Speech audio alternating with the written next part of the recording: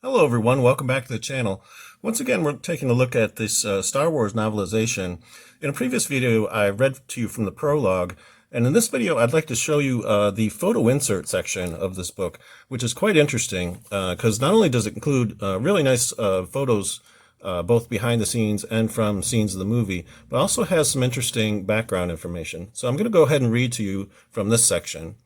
6 years ago, George Lucas, the man who brought you American Graffiti, began his first draft of a film that very well may become a milestone in the space fantasy genre.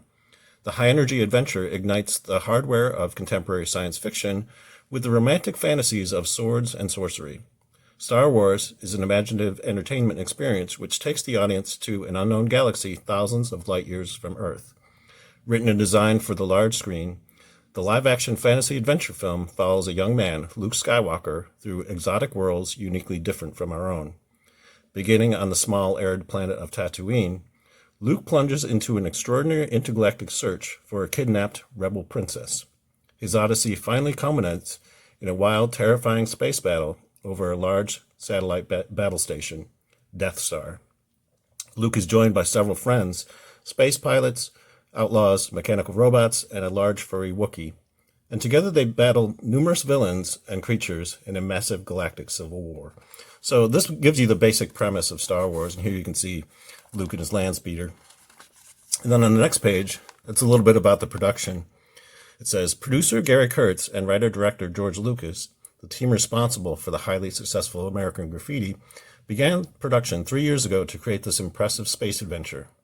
A whole new special effects shop was constructed to take advantage of computer technology to implement some of the most elaborate miniature and optical effects ever produced on film. The same care has gone into casting the unusual roles. Lucas, casting with the same approach he used for American Graffiti, chose new, fresh talent for 3 of the major roles. In other 2 roles, he cast British veterans Alec Guinness and Peter Cushing. So that's, again, a little bit about the production and casting. And here you can see the sand trooper on a dewback. Very cool. And then on this page, we actually have pictures, pictures of the droids, capture of R2-D2, the attack on Luke by the Tusken Raiders. And then here we have actually a quote from George Lucas. So I'm going to go ahead and read this too. I think that anyone who goes to the movies loves to have an emotional experience. It's basic, whether you're 7, 17, or 70. The more intense the experience, the more successful the film. I've always loved adventure films. After I finished American Graffiti, I came to realize that since the demise of the Western, there hasn't been much in the mythological fantasy genre available to the film audience.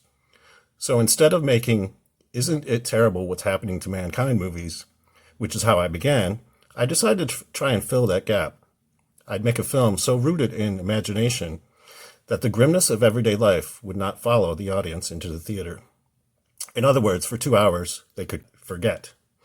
I'm trying to reconstruct a genre that's been lost and bring it to a new dimension so that the elements of space, fantasy, adventure, suspense, and fun all work and feed off each other. So in a way, Star Wars is a movie for the kid in all of us. George Lucas.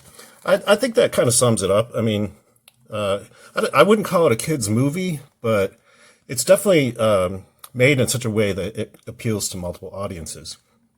Now, the rest of the section includes photographs and also descriptions of the various characters, Luke, Kenobi, Princess Leia. I'm not going to read all this part. You can kind of pause it and read the stuff for yourself if you want. But it basically pictures the characters and various scenes from the movie.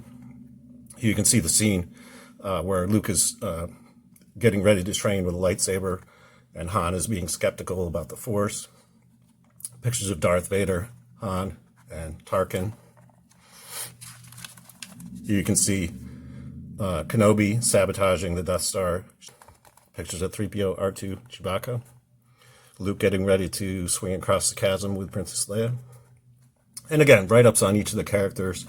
Pretty cool stuff. I really like this section. It sort of gives you enough background so that you can kind of like familiarize yourself with this world. You see the Jawas, the Tusken Raiders, and the Millennium Falcon being captured on board the Death Star. This is one of those gun turrets exploding. The Death Star gunner, Tarkin and Vader, and the daring escape with the Millennium Falcon from the Death Star. So that's really cool. A little bit of the battle over top of the Death Star. And then at the end here, you can see the celebration, and also a little insert here that shows when they were in the trash compactor. So cool section with a lot of really colorful photos. And it's cool to kind of like, as you're reading this novel, to sort of take a break and kind of like look at some of the behind the scenes, and also get a picture of, like, you know, what the movie actually looks like. Anyway, I may cover more aspects of this book in future videos, so stay tuned for that. And until next time, I hope you're having a great day, and may the Force be with you. Thanks for watching.